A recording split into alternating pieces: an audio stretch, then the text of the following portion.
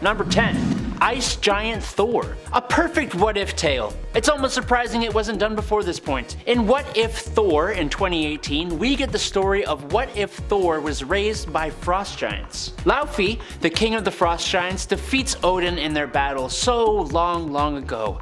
And just as Odin took the infant Loki, Laufey takes the kid Thor and raises him as his own. Loki is obviously here too, and like usual, they form a pretty tight bond as adopted brothers. Unfortunately, due to Thor's strength and skill in battle, not to mention his fondness for summoning the power of lightning, he is praised among the frost giants and by Laufey himself, who begins to completely forget Loki, his actual true son. Instead, Loki finds the captured Freya in the dungeons and she teaches him how to use magic. Loki eventually busts her out of prison and together they attempt to escape to Midgard. They go to the ruins of Asgard and attempt to repair the Rainbow Bridge until Thor and Laufey show up. Loki ends the life of his father while Thor unknowingly ends his mother with a blast from his giant ice hammer, Ice Crusher. Thor almost takes out his brother as well, but at the last minute, he lets him go. We don't know what happens next, only that Loki went to Midgard, had kids and a family, and apparently became a hero. It ends on a rather sweet note though. Number 9. Man-Spider. Okay, so in this story, everything that happens to Spider-Man is exactly the same. Oh, sorry,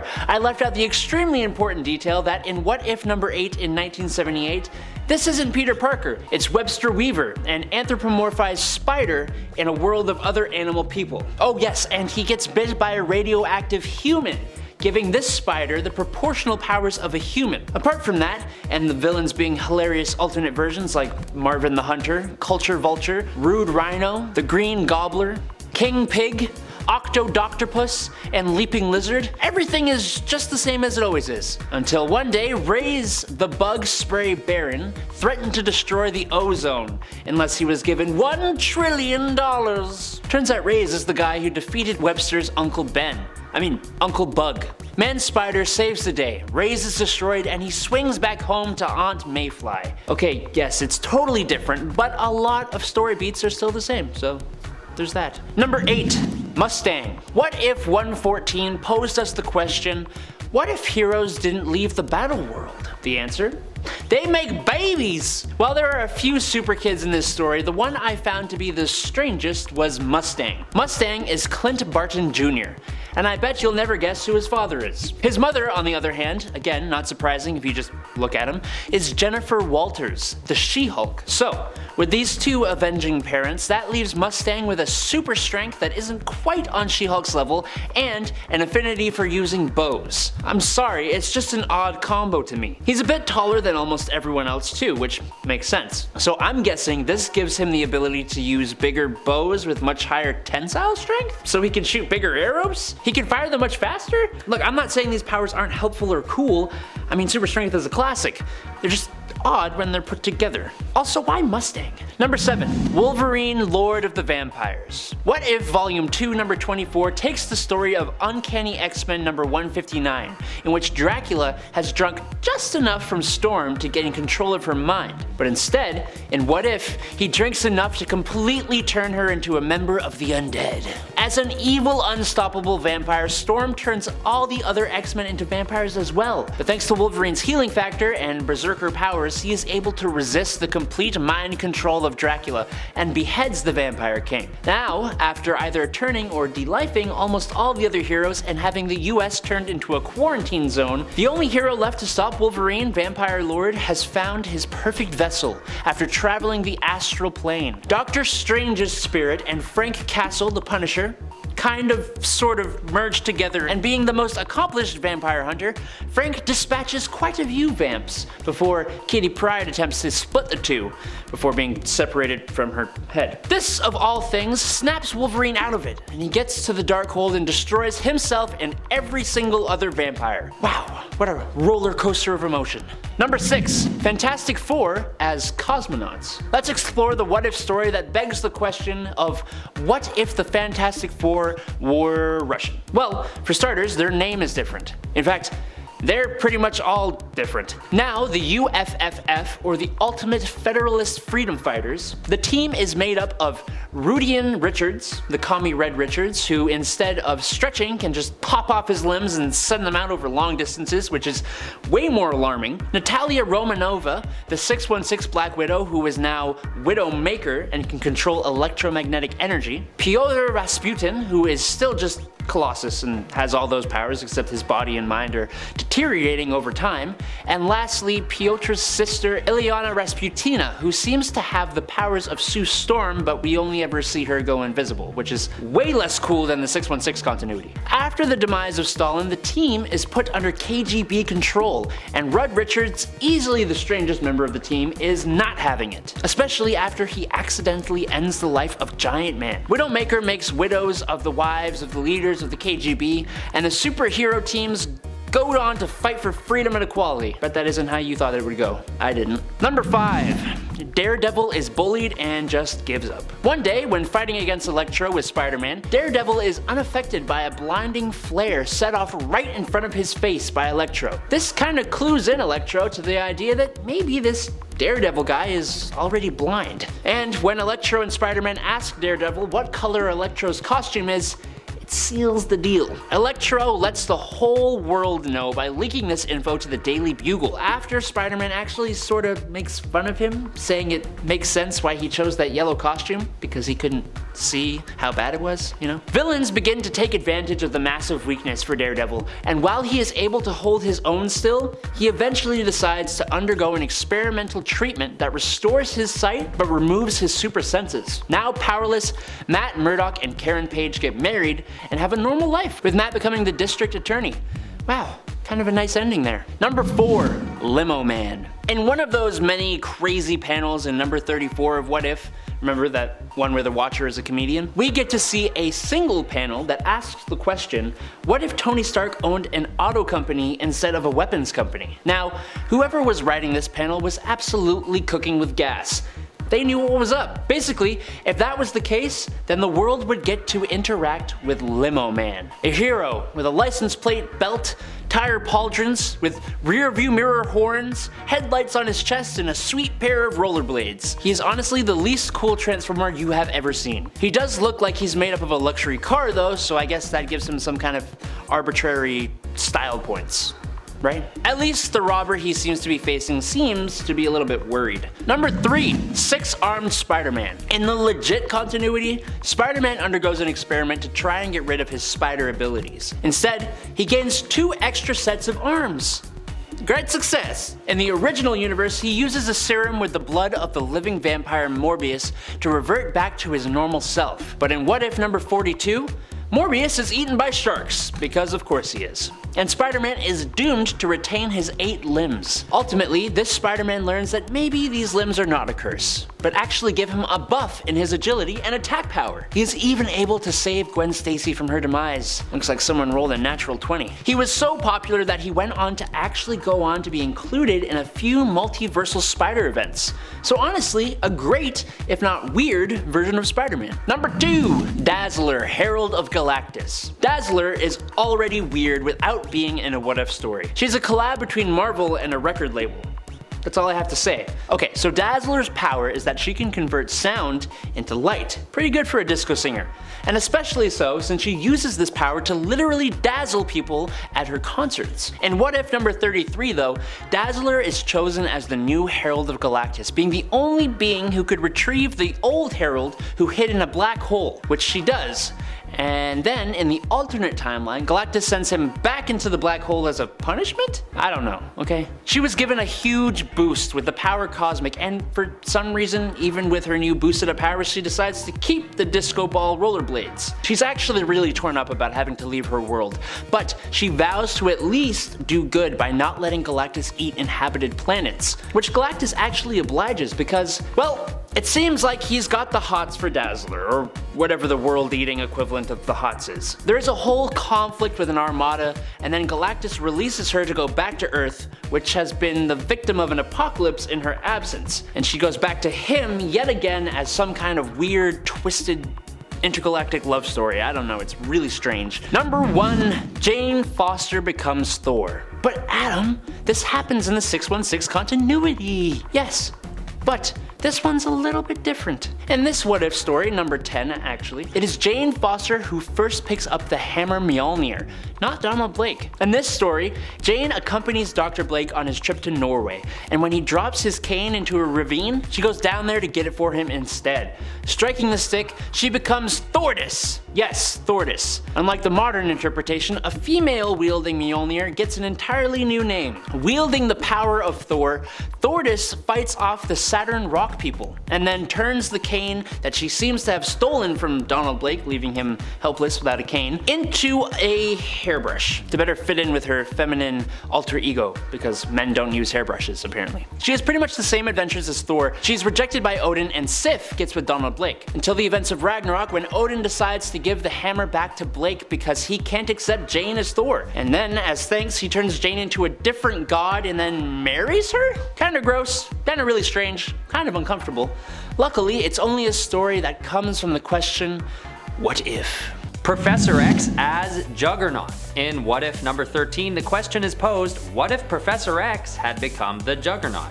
And the answer is, it would make Ben Ball feel uncomfortable. This mashup is maybe a little tough to justify for this list since it's about superheroes, and in this story Professor X, or not, does enlist all of the mutants to take over the world, but it's still Professor X in there somewhere, and it's arguable that he may have been turned from good to evil by the influence of the Sidorak gem. I just had to put this strange character on the list because I think it's such a weird combination to even consider, let alone craft a whole issue around.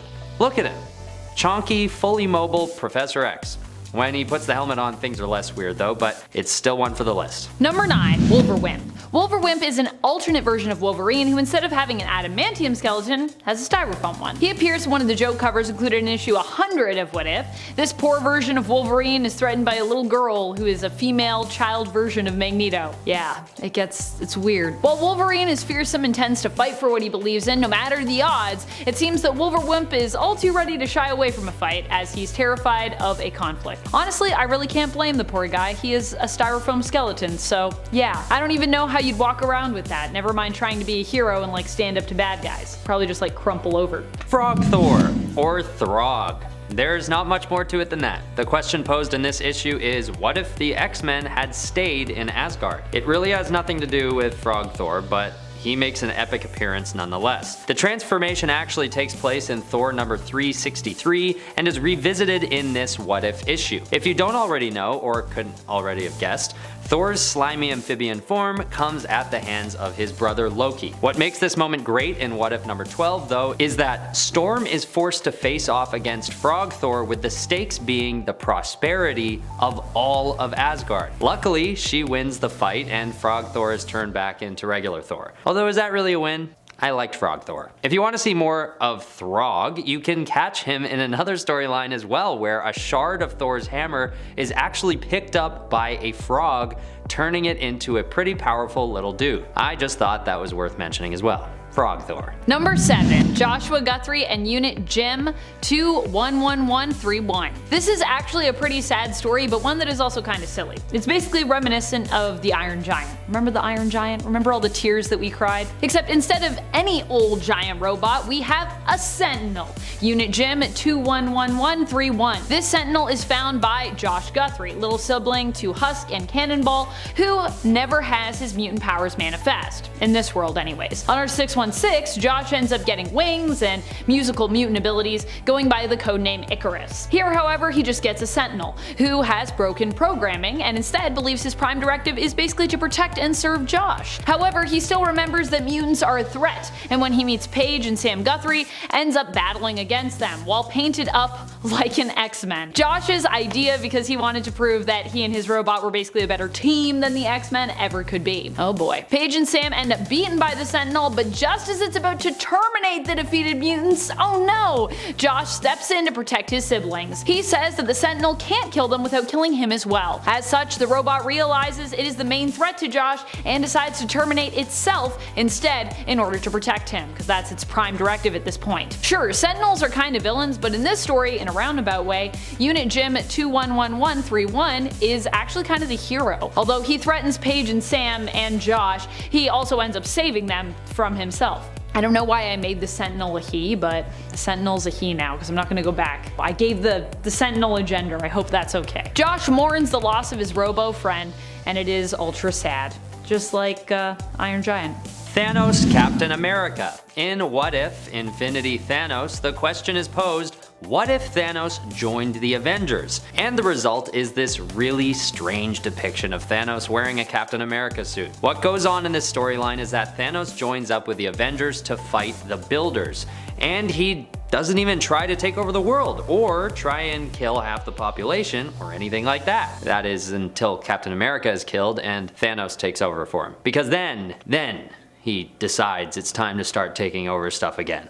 After he helps the Avengers destroy the Builders with a swift battle, he goes back to his classic Thanos self and makes it his duty to take on Cap's old position as leader. And then quickly makes it his duty as well to lead the Avengers and the rest of the heroes of Earth into war with the rest of the universe. So yeah, he doesn't take over Earth, but he seems to be ready to help them take over other worlds alongside him. Fair compromise?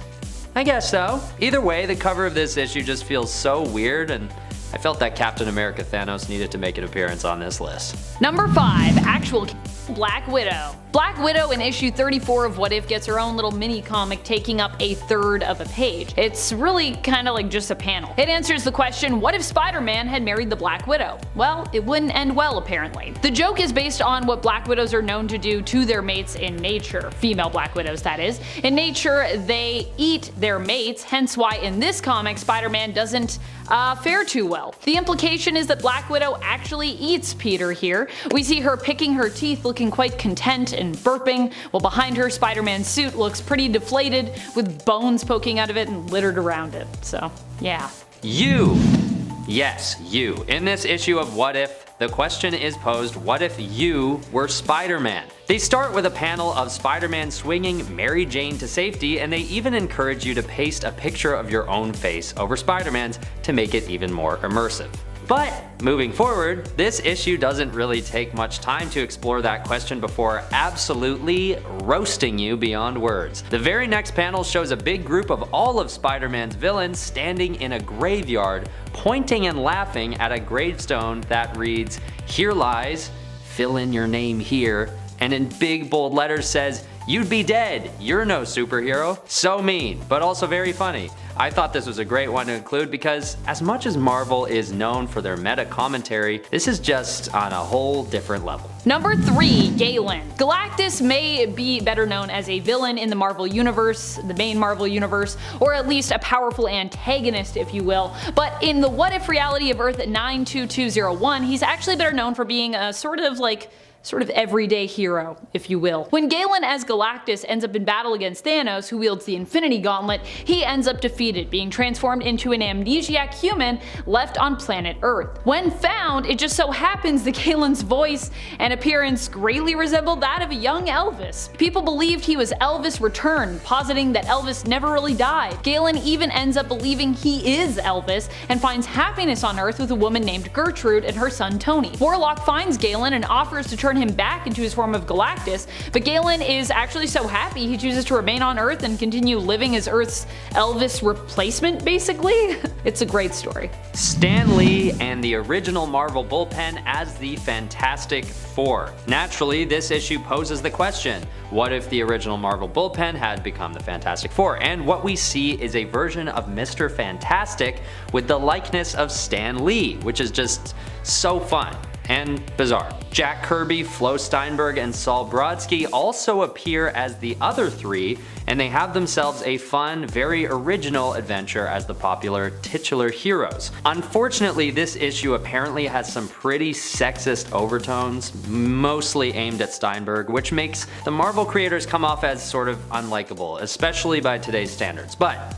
regardless, It's a lot of fun to see the people behind the scenes of many of our favorite comics in the forefront of this unique issue of What If. Number 1, Sheep Boy. When it comes to characters that really stick out to me in the world of Marvel What If, I gotta say a lot of them come from the funny little bits of the comics that aren't even full issues. Because come on, they're so wonderfully ridiculous. One such example at one such point, I guess, is the notorious Sheep Boy. Sheep Boy made his first appearance in What If issue 100. He was created by Jim Chung and is the reimagined version of Spider-Man. Basically, what if Peter Parker had been bit by a radioactive sheep instead? What would we get? Sheep Boy, which would really make for an interesting clone saga when it comes to figuring out the cloning process. Because, aren't we like all about sheeps when it comes to cloning? Actually, I think that through cloning sheep we actually learned that cloning humans would be ill-advised. So maybe there'd be no more clones in the Marvel Universe if it started with sheep. No more clone sagas after that. I don't know if that would be good or bad. Depends on how much you like or dislike clones, I guess. Number 10. Johnny becomes a living robot. We have talked about 1977's What If number 6. It's the one where the Fantastic Four have different powers. Where Reed becomes a brain and Ben Grimm gains dragon wings. That one. Sue Storm gets the most boring power, just taking on Reed Richards' stretching ability, but Johnny got a power that doesn't really make sense to me. Growing extra limbs or losing your body, minus your brain, and being human rubber doesn't really make sense either. But how the cosmic rays converted Johnny into a mechanical living robot with metal parts that calls himself Mandroid, I'll never know. Johnny is now forever a living robot and can control other forms of technology. He's also eternally a metal version of himself, which is honestly pretty good for a guy who loves his looks, because they'll never change. He's still a hothead though, so there's that. Number 9. WW2 Space Nick Fury. 1979's What If number 14 gives us a very different approach to history. Instead of World War II being fought in Europe, it is instead fought in space. In this alternate timeline, we discover interstellar travel much earlier in our history, and as such, the World War II we fight is more like Space Sector War, between Sector Alpha and Sector Beta in space. Don't ask me to define where those sectors are, I cannot. As this is still set at the same general time as regular WW2, some of these same characters are going to be involved, including the original Nick Fury and his Howling Commandos, new high-tech weaponry, fishbowl helmets, and aliens. It's a good bit of fun. We learn in the story that Admiral Von Strucker is actually working with the alien Axis powers to create a master race. So it seems we can master interstellar travel, but we still can't just accept each other's differences yet. Who put some reality in my comic book? Number 8. Thor, Herald of Galactus. Yes, the terrifying thought of someone as powerful as Thor becoming the Herald of Galactus is a strange thought, if only because it's so troubling. In this What If, Thor beats the ever-living heck out of the female Silver Surfer, who is the Herald of Galactus as he attacks Asgard, after she mortally wounds Sif. Seeing just how powerful Thor and his hammer are, Galactus stops the fight and offers Thor a place as his herald. Now, Thor initially says no, as we'd expect, and goes to keep fighting Galactus, but when the big purple dude points out that Asgard is in pretty bad shape, Thor takes one look, drops his hammer, and accepts. Just like that. Now, Thor makes a pretty awesome looking herald, even in the odd style of the comic, choosing the most fearsome and brutal worlds to feed to the World Eater, and sparing the weaker innocent worlds, again, as we'd expect. When Thor hears of Asgard being ruled over by Loki though, who de-lifed Odin and left Asgard in ruins, he takes some time from heralding to deal with his brother. Rediscovering his hammer and wielding it alongside the power cosmic, Thor becomes extremely powerful. Freeing his imprisoned friends and giving up Asgard for Galactus to feast upon, he destroys Loki and his frost giants and remains as the Herald of Galactus, saving innocent worlds from his destruction. Awesome. Number 7. Civil War Captain America. Honestly, I'm kind of a fan of this What If story, but it does have some strange moments and twists on characters you might not expect. For example, the story starts out with our Steve Rogers and Bucky Barnes time displaced to the Civil War era. Bucky is the commander of the regiment and he is not a good guy. Apart from being an unhealthy amount of racist, he has quite the lack of moral compass. Our Steve obviously starts out as his scrawny and less than impressive self, but with a heart that shines through as strong and good. After sustaining injuries from not following his commander's orders, he is recovering in a nearby Union camp tended to by a Private Wilson. taken in by the Shawnee at a young age. Sensing the goodness in his heart, Wilson bestows a kind of eagle animal spirit on Mr. Rogers that makes you on the outside whatever you are on the inside. And this happens just as Barnes stumbles upon their location. The power of the ritual blasts Barnes away, and when we see his face, he has become the White Skull, which, I mean, you could just call him Skull, because skulls are white, you know, but whatever. And Steve has become a mystical super soldier, wielding a shield and sporting a headdress. He goes on to save presidents and leaves a lasting legacy of Captain and General Americas that continues all the way to the modern day. It's pretty sweet. Number 6. Spider-Man Punisher. On Earth 71928, or the What If Peter Parker Became the Punisher story, Peter's life remained pretty much the same as Earth 616 Peter.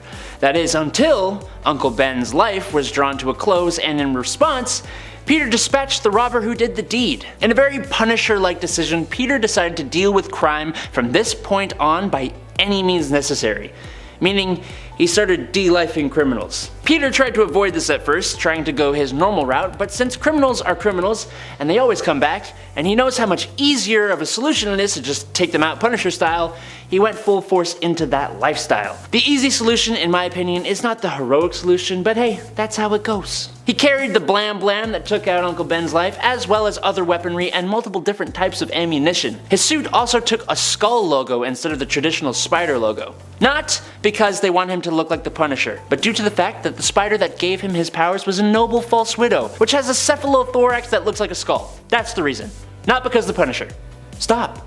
Stop, he's not the Punisher, stop. Number 5. What if Ghost Rider was a baby? I know we keep pulling from this one, but that damn What If the Watcher was a stand-up comedian, What If comic, it's honestly the gift that just keeps on giving. There is a full page devoted to the question of what if the Ghost Rider had possessed someone else, someone other than Johnny Blaze. And of course, instead of finding some other able-bodied man or woman, a cigarette-smoking, leather vest-wearing Watcher shows us the spirit of vengeance inhabiting the body of an elderly woman in a wheelchair demanding warm milk, a rollerblade-wearing woman vowing to bring an end to disco, and an infant in a stroller. A big-headed goo-goo gaga who will hunt for vengeance after it finds someone to change its diaper. And just to make it 10 times better, this wee bab is wielding a cat, swinging around its head as it zooms around its Hellfire stroller. I can't make this up. I honestly can't. Number 4. Barbarian Hulk. Alright, this one requires a bit of unpacking. So, in issue 23 of What If, the Incredible Hulk has fallen in love with a woman named Jarella, a green-skinned queen from the subatomic world of Kai, who was brought back to our world when the Hulk was unshrunk. In regular continuity, she is laid to rest after sacrificing herself to save a boy from some rubble during a Hulk battle. But in this story, she lives, and the Hulk and Jarella are shrunk again so they can go and live happily ever after, on the subatomic level in the Kingdom of Kai. Now, Kai, for some reason, is very medieval / Roman / ancient in general, and Hulk, who now possesses his full intelligence, becomes king alongside Jarella. Soon, a dark plot by some dark gods and their dark minions rears its ugly head, and Hulk, alongside a group of other subatomic barbaric heroes, goes to thwart them, facing off against a second Savage Hulk that seems to have just been dispatched in like 2 comic panels. And that's where it ends. I'm assuming Hulk just stays subatomic and never returns to Earth, living as a microscopic barbarian for the rest of his life. Please check out this story. Number 3. Doom! Sorry. What would a good guy version of one of the strongest, most quotable, and most villainous villains in the pages of Marvel look like? Well, in issue 22 of What If, we get to see just that. When the Victor Von Doom of this universe discovers Reed Richards looking over his experiment notes, uninvited, he instead invites Reed to come help him out, which I think a true scientist would do. With Reed's help, he's able to contact his mother in the afterlife and learns of his royal blood. He trains in the advanced technology and mystical arts of an order of monks in Tibet and in the darkest places of sorcery, and is granted, instead of his classic armor, this really sweet golden armor evocative of knights. I think he looks pretty cool, but you know, that's just me. He uses his knowledge to free his mother's soul from the realm of Mephisto, and uses his technology and sorcery to free his kingdom from an oppressive ruler. And all goes really well, until Mephisto comes back demanding the soul of his lover Valeria in exchange for the freedom of his people. Then he battles Mephisto once every year to try and save his love. It was almost a happy ending. Number 2. Spider Actor. A second Spider-Man what if on this list?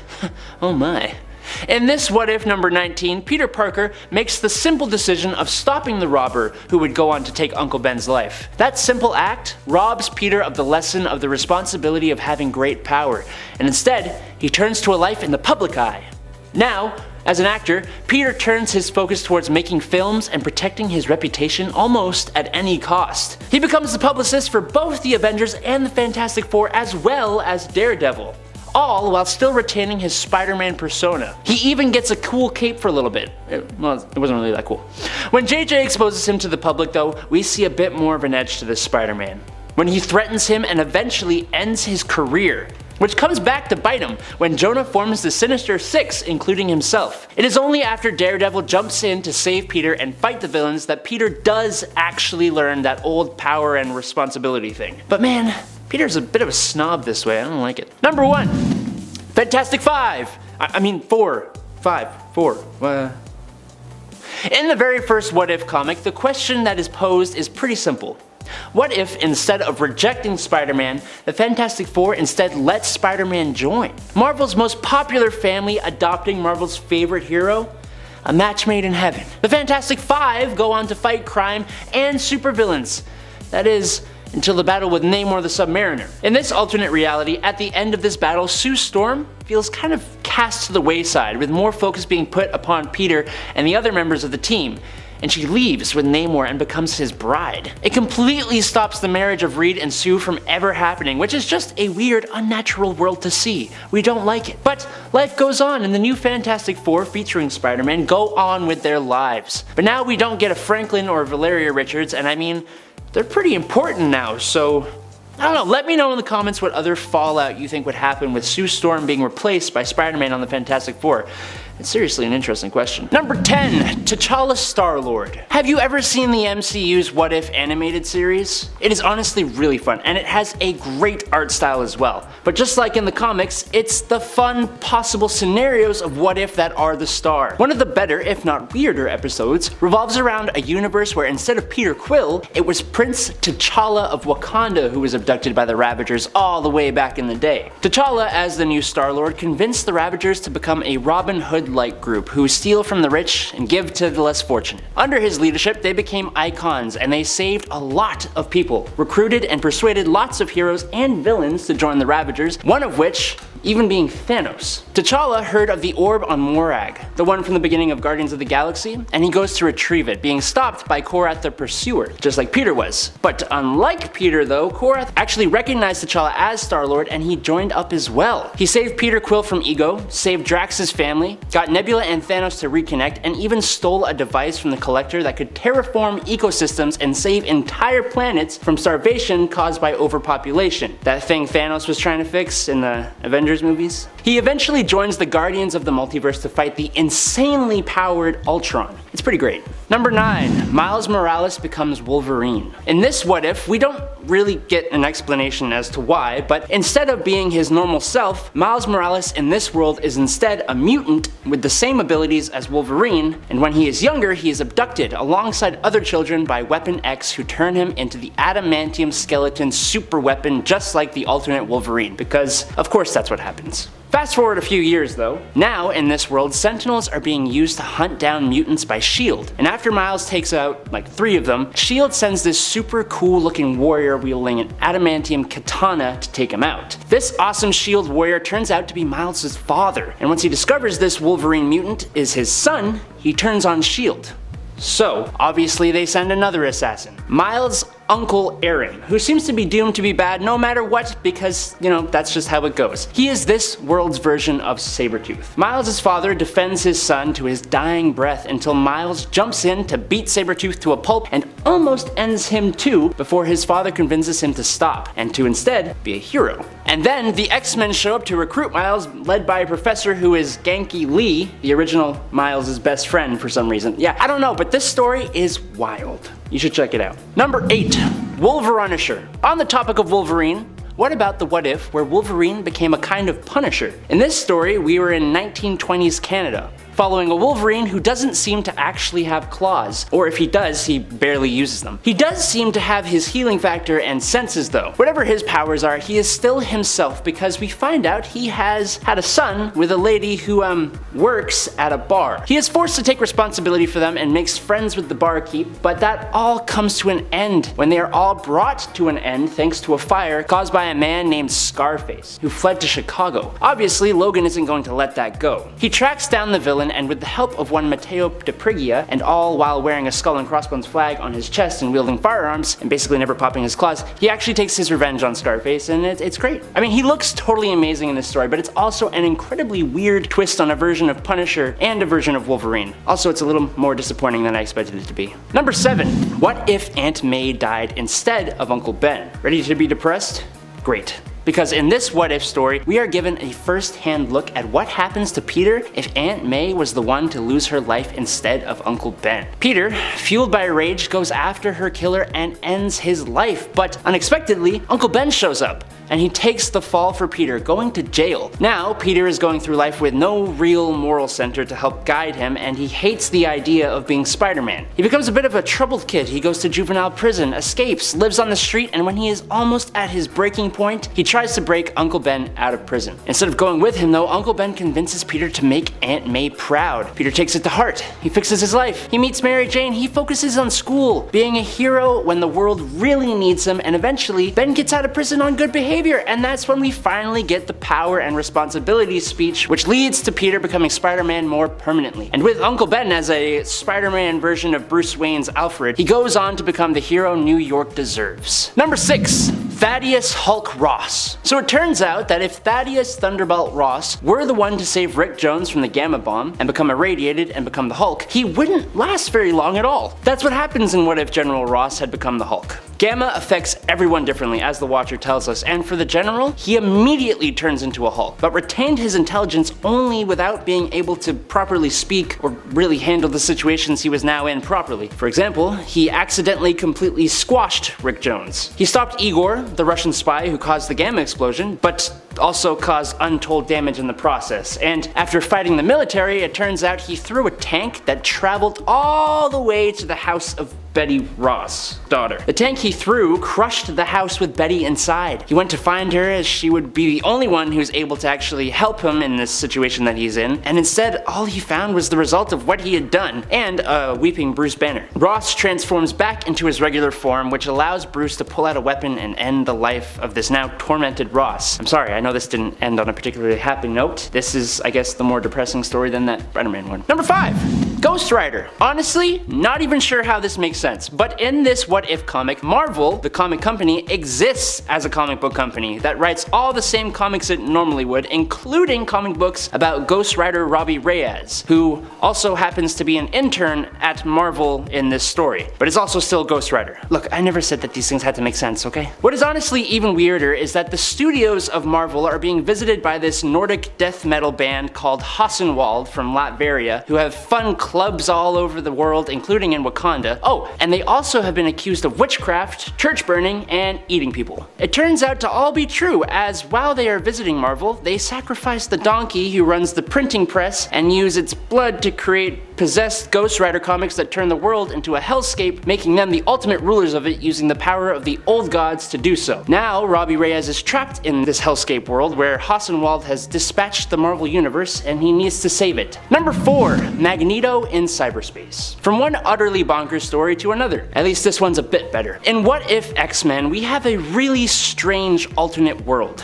A post-apocalyptic one, but one that's gone completely digital, and humanity's mutations lie in their internet connection rather than in their DNA, with mutants having the EXE gene instead of the X gene. This issue follows two very different versions of Domino and Cable as they are tasked by Xavier to rescue Eric, aka Magneto, a digital entrepreneur taken hostage. Except he isn't a good guy. Surprise. No, he is actually masterminding a whole digital coup, but using his powers and Domino, Xavier connects to Eric, takes over his body and mind, and erases him from cyber existence. At least that's what I gathered when I was reading it. I really have no idea what the heck is happening here. It's really strange, but you should definitely check it out. Number 3, Iron Man the Traitor? In one of the first ever what ifs, when Iron Man is famously captured and forced to create weapons, he still creates the Iron Man armor. But the change comes when instead of booting up and busting his way out of there, he is held captive. The boot up sequence takes too long, and Jensen's sacrifice doesn't buy him enough time. Tony is found and restrained before he can do anything.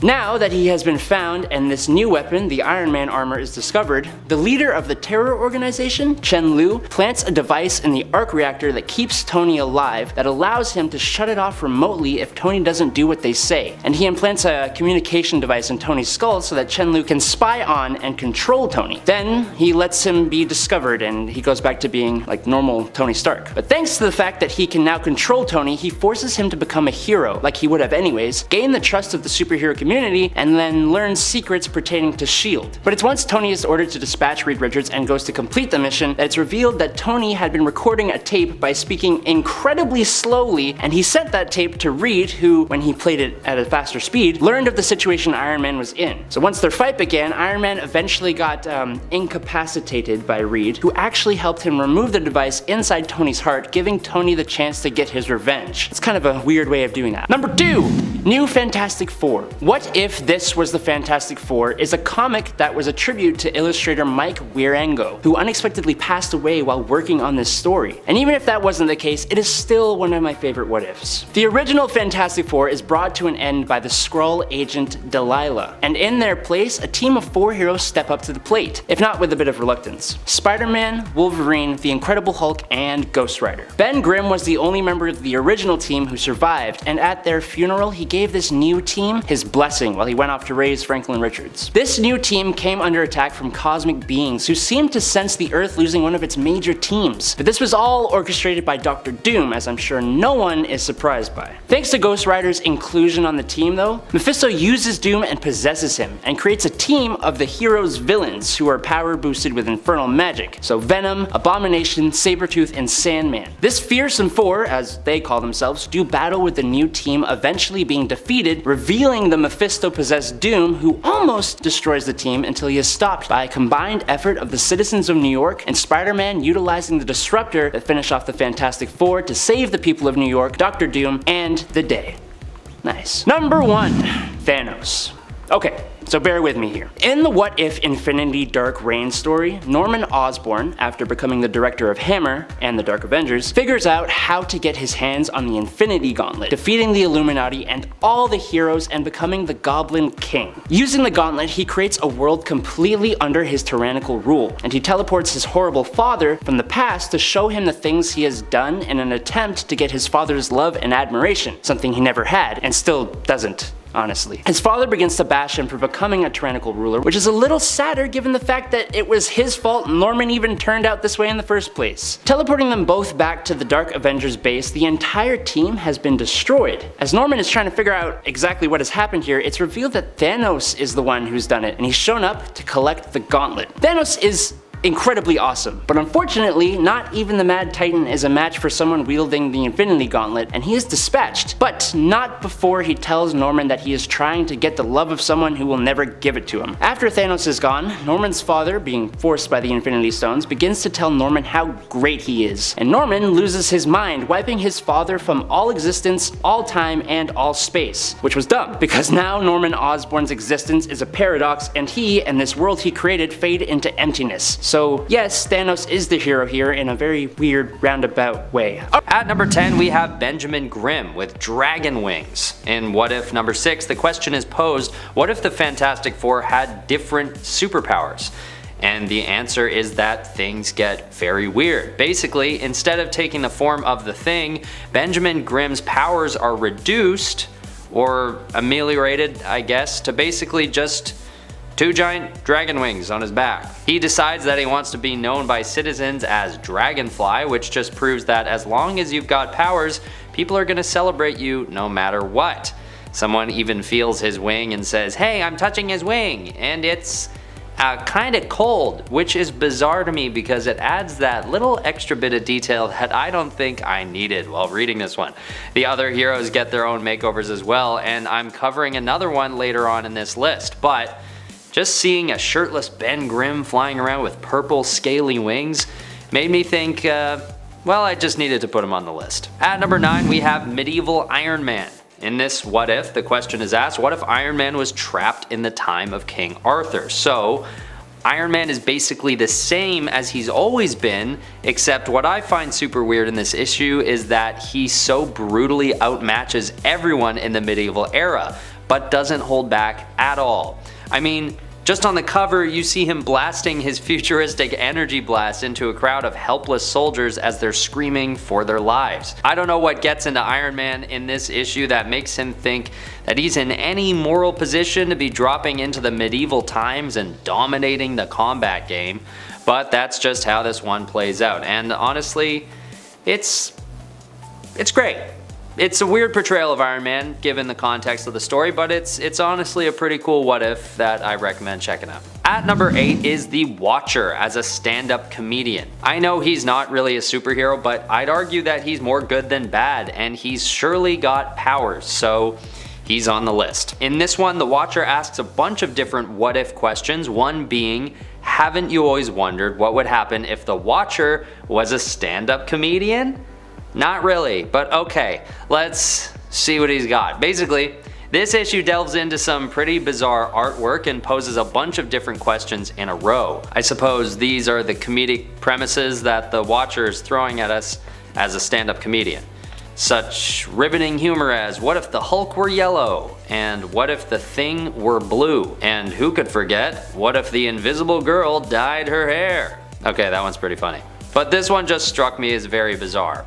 Although I think that was the goal of this issue and probably all of the what if issues, so mission accomplished, I guess. At number 7, we have Maggie Neato. This is a very niche one, and I'll give you $1 if you can pause the video now and guess where this character makes her first and only appearance. Okay, Maggie Neato is a mean little girl with a Venom shirt, and she appears on a gag splash page in What If issue number 100. Called Wolverwimp. Wolverwimp was covered in the first part of this video on the channel. It's basically Wolverine with styrofoam bones. But on the cover right next to him, we're not quite sure who Maggie Neato is or what she symbolizes, but it's suggested that she may have some powers of her own, possibly similar to those of the popular anti-hero Magneto. Even though she's mean, it's arguable that she'd be considered a superhero if her story was given some more airtime. If she was meant to be the Magneto of this hypothetical storyline, we just hope she would take on the hero status that Magneto currently flaunts. I don't know. Comment below what you think Maggie Neato's powers would be if she was given a proper issue. At number 6 is Rockstar Black Bolt. In this what if issue, a bunch of different questions are asked in the same comic, and each one gets a short exploration of what would happen. In the case of Black Bolt becoming a rock star, his voice would naturally dismantle the structure of the arena he was singing at, and probably beyond. Along with his band, the Inhumans, this image is just so weird to picture for some reason. Not the crumbling environment, but just the image of Black Bolt screaming his soul out into the microphone, singing none other than a Rolling Stones song. I suppose all these what ifs are gonna give us weird new perspectives of the characters we know doing things they don't normally do, but for some reason this one just gave me a weird vibe. Maybe it's that one panel where he's screaming into the mic with his tongue out. At number 5, we have Dr. Doom / The Thing. This one falls in the category of weird but also pretty badass, at least in how he looks. And maybe arguable on whether or not he's a hero in this case because it is Dr. Doom that turns into the Thing, not the other way around. But let's just call this character a direct mix between the Thing and Dr. Doom for the purposes of this list, which would make him good enough. Basically, in this what if, Ben Grimm is turned into the Hulk, and Dr. Doom is instead the one who's turned into the Thing. There's a lot going on in this story as you can imagine, but for a brief period we get to see the rocky figure of the Thing decked out in Dr. Doom's green hood. And when he inevitably faces off against the Ben Grimm Hulk, he does get taken down a notch after a rough defeat. But it was a pretty weird combo while it lasted. Cool, but weird. but also cool, but weird. Definitely weird. At number 4 is Storm Thor. This character comes to be in the what if that poses the question, what if the X-Men had stayed in Asgard? And the answer is that Storm is somehow able to lift Mjolnir and become Thor. There have been other heroes before that have wielded Mjolnir, like Beta Ray Bill, Captain America, and even Superman. But in this case, Storm becomes the goddess of thunder. And it's just a weird image to see her in the cape and shoulder armor. But it gets even weirder when she's tasked with clashing against a version of Thor that was turned into a frog, or the other way around, I can't really remember. If you saw the first part of this video, I covered Frog Thor already, but I figured we needed to talk about Storm Thor as well. It's fair to say that this was a weird what if issue. It's made it into both parts of this list. At number 3 we have 1000 Hulks. This obviously isn't one individual weird hero, but an event that spawns 1000 of the same character and creates a very weird army of nameless versions of the Hulk. So, what if? What would happen? Well, if you couldn't already have guessed, the answer is insanity. Basically, the title is What If the Gamma Bomb Spawned 1000 Hulks? But it's not quite what actually takes place in the story.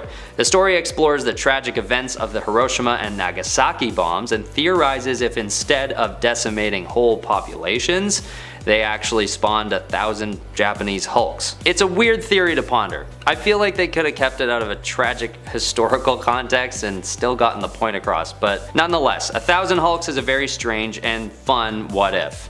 Spoiler, they take over America, which you could imagine is totally possible if there were 1000 Hulks, and I'm sure they could do it in like a day. There'd be zero stability when they finally got control. At number 2 we have Reed Richards as a bodiless brain.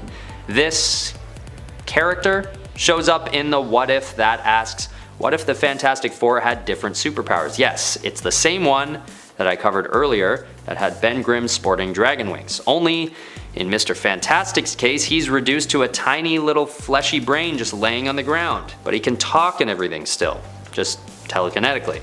He also seems to have mind control capabilities. What's hilarious about this version of Reed Richards is that he seems super optimistic about the whole thing. Like, he's completely vulnerable and helpless, but all in all, he's totally looking forward to life as a brain, or as Big Brain, which seems to be his new moniker. It's sort of obvious from the jump that his change into a brain is sort of a nod to Reed Richards' famed intellect as one of the greatest minds in the world. But I guess they wanted to see what he could accomplish with just the mind part and nothing else.